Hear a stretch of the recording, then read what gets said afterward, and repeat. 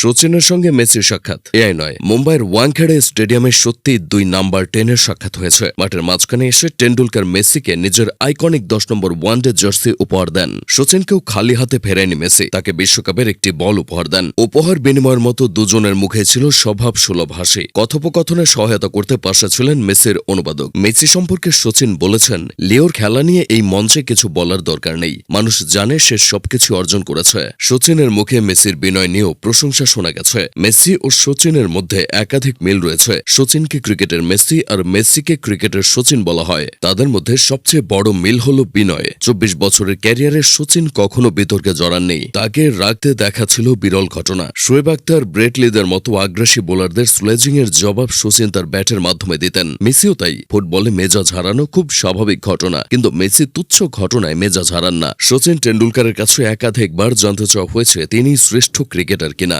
Little master সচেতনভাবেই সেসব প্রশ্ন এড়িয়ে গেছেন। মেসির ব্যাপারটাও তেমন। তার প্রতিদ্বন্দ্বী ক্রিস্টিয়ানো রোনালদো একাধিক ইন্টারভিউতে নিজেকে সেরা ফুটবলার দাবি করেছে। তবে মেসি কখনো ব্যক্তিগত অর্জন নিয়ে ভাবেন না, দলগত অর্জনেই তিনি খুশি। বিনয়ের পর তাদের ভেতর আরেকটা কমন ব্যাপার হলো তাদের অর্জনের ভান্ডার। সচিনের ক্যারিয়ারে জিততে বাকি আছে এমন ট্রফি খুব কমই আছে, আর তিনি যেসব রেকর্ড গড়েছেন তা ভাঙার চেষ্টা করতে কয়েক প্রজন্ম লেগে যাবে। মেসির ব্যাপারটাও তেমন। রেকর্ড 8 বার ব্যালন ডিওর জেতা, 48টা ট্রফি জয় মেসি বলেই সম্ভব। গোল আর অ্যাসিস্টে তিনি যেসব কীর্তি গড়েছেন তা হিমালয় সমান উঁচু। সচিন আর মেসির আরেকটা মিল হলো শেষ সময়ে এসে তাদের দীর্ঘদিনের স্বপ্ন পূরণ হয়েছে।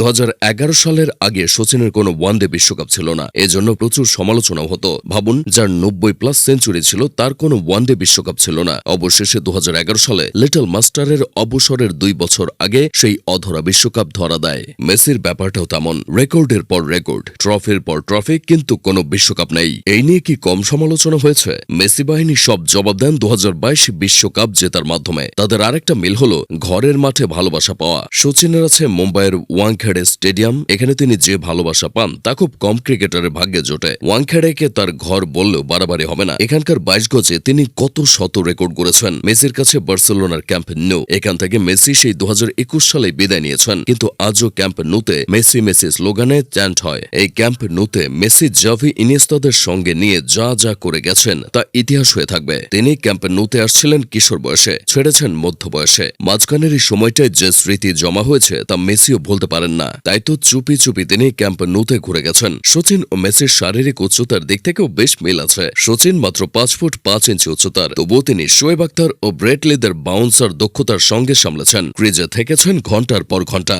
মেসির উচ্চতা 5 ফুট 7 ইঞ্চি। ফুটবলে এই উচ্চতা অসুবিধায় ফেলে দেবার মতো, বিশেষ করে ফরওয়ার্ডদের জন্য। কিন্তু মেসি তো মেসি। হেড গোলে তিনি পিছিয়ে থাকলেও প্লেমেকিং, ড্রিবলিং ও দুর্দান্ত ফিনিশিং দিয়ে তিনি উচ্চতার আক্ষেপ দূর করেছেন। শেষ করা যাক প্রতিভা বনাম পরিশ্রম বিতর্ক দিয়ে। অনেকেই মনে করেন মেসি জন্মগত প্রতিভা দিয়েই বিশ্বসেরা হয়েছে। আসলে তা না। প্রতিভার সঙ্গে পরিশ্রম না যুক্ত হলে সেই প্রতিভার দাম থাকে না। মেসি কৌশলী ও পরিশ্রমী ফুটবলার। দৌড়ান কম, তবে কার্যকারিতা বেশি। সচিনও শুধু মেধা দিয়ে এত নামডাক সৃষ্টি করেননি, তিনি পরিশ্রমী না হলে 24 বছর ধরে খেলতে পারতেন না। সচিন ও মেসির মতো 2 কিংবদন্তি ক্রিকেট ও ফুটবলকে নতুন উচ্চতায় নিয়ে গেছে।